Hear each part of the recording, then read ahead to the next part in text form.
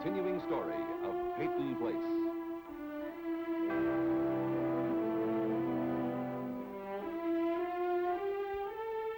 Starring Dorothy Malone as Constance Mackenzie, Ed Nelson as Michael Rossi, Mia Farrow as Allison Mackenzie, Ryan O'Neill as Rodney Harrington, Barbara Parkins as Betty Anderson, Tim O'Connor as Elliot Carson, Christopher Connolly as Norman Harrington.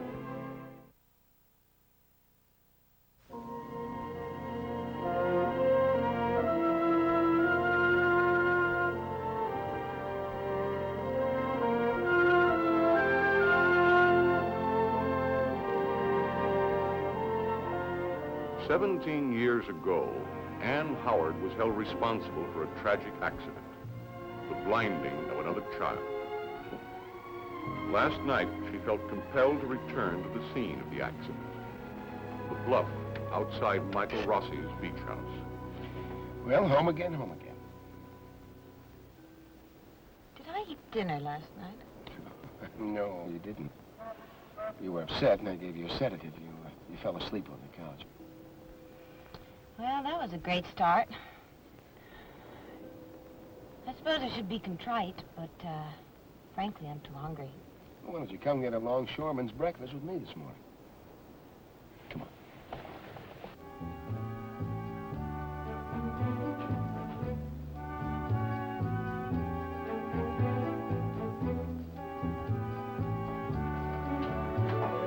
Morning, Doc.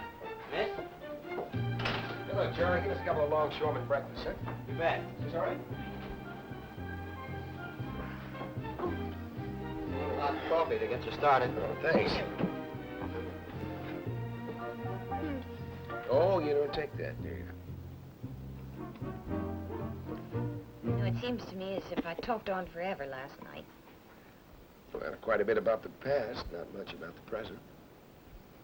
You told me you came here to... Find the truth, Mike. the truth.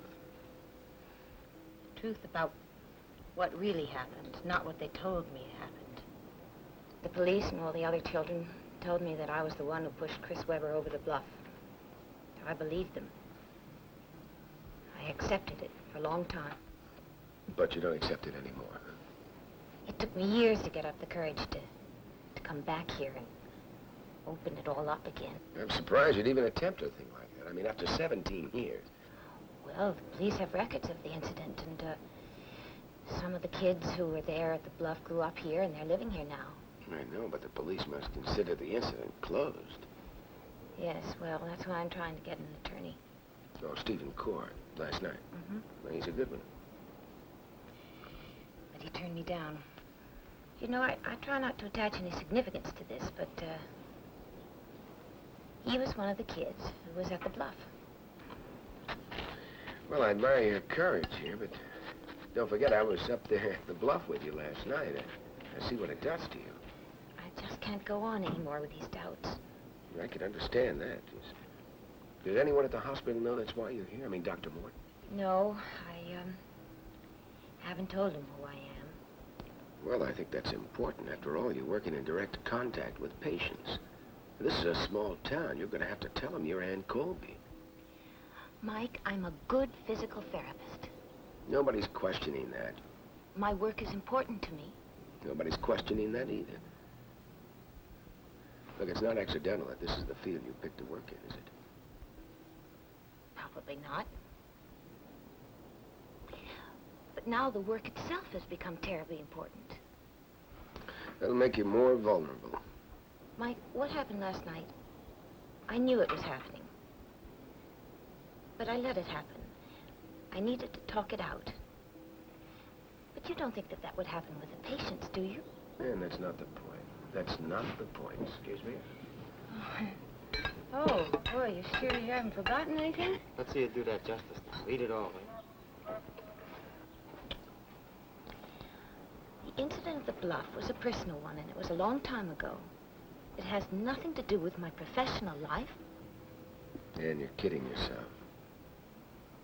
You know you can't keep a secret like that in a town like Peyton Place. And you know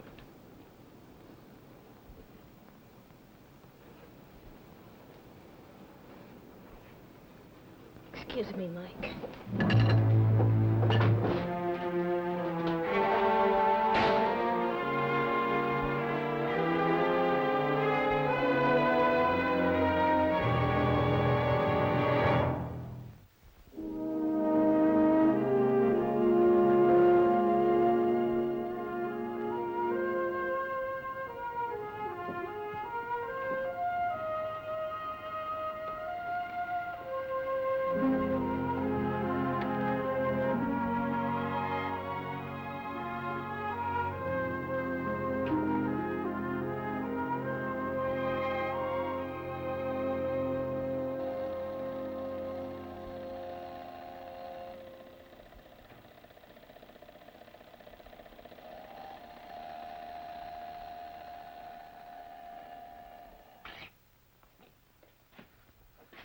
What can I do for you?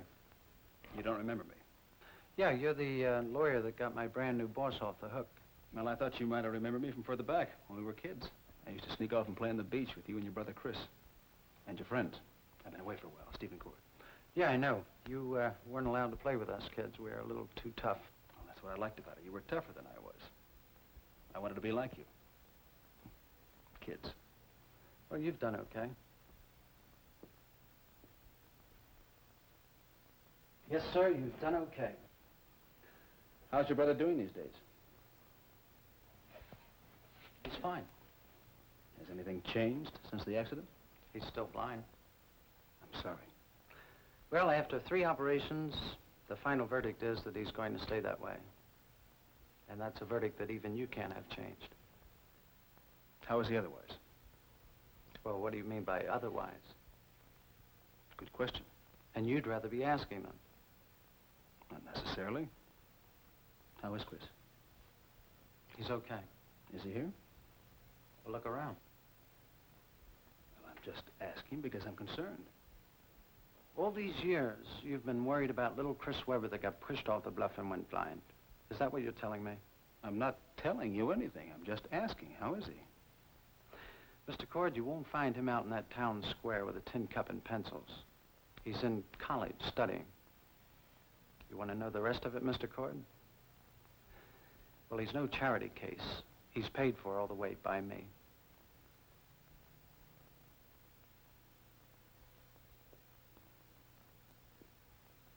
Have one. I've got my own. I bet if you hadn't paid out all that tuition... I could have bought this place. Mm-hmm. And then you would have been working for yourself, and not Rodney Harrington. Well, Mr. Cord. Stephen. Stephen. Well, Stephen, if it hadn't been for you, maybe I wouldn't have had the opportunity to work for Rodney Harrington. Maybe I should say thanks. Maybe you should. Thanks. Anything else? No. Take care, Lee. Take care of yourself and your brother.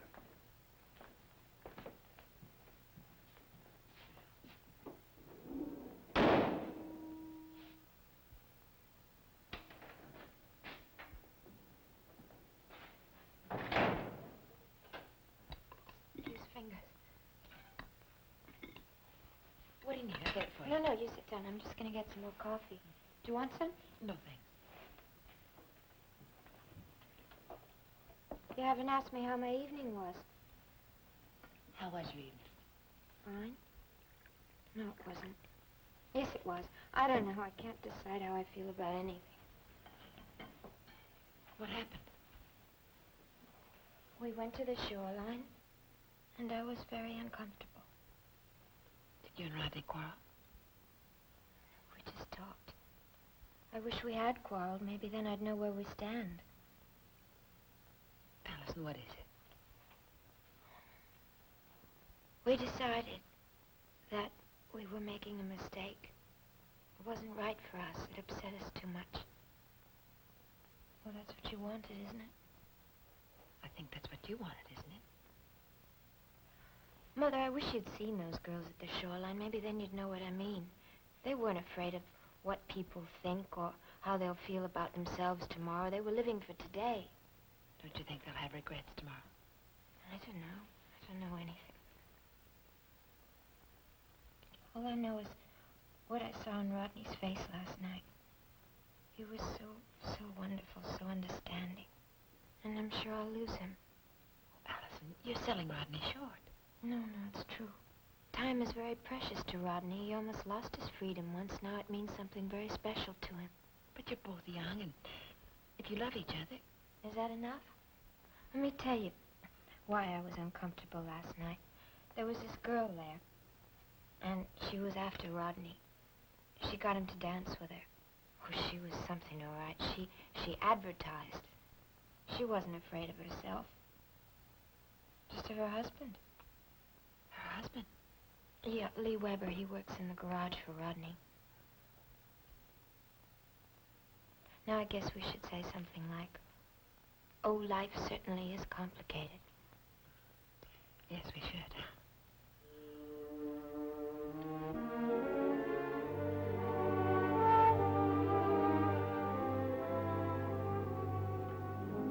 Miss Cord? Welcome to the Executive Secretary's office. Could use a real office. Mr. Peyton hates real offices. Well, here's Mr. Peyton's personal correspondence for the month thus far. Betty... You going to say something? No. No, nothing really. Are you sure you don't mind me taking over this job? No, not at all. I'm delighted Mr. Peyton is lightening my workload. No, I was just thinking that... You're still upset that I came back to work, aren't you? Yes. Frankly, I am. I should think that with a new house and all, you'd have your hands full. I like keeping busy. Still, with the decorating and all the shopping to do, there must be 1,001 details. Oh, it'll all get done. You're very efficient. So are you.